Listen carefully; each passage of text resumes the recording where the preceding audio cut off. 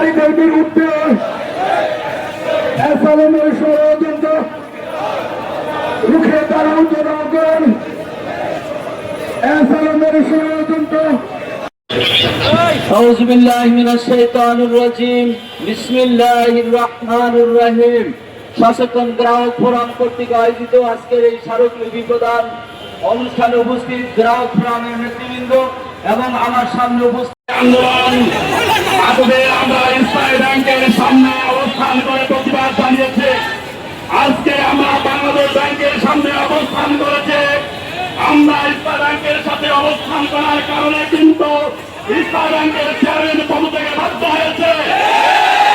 বাংলাদেশ ব্যাংকের গভর্নর ইসলামী ব্যাংকের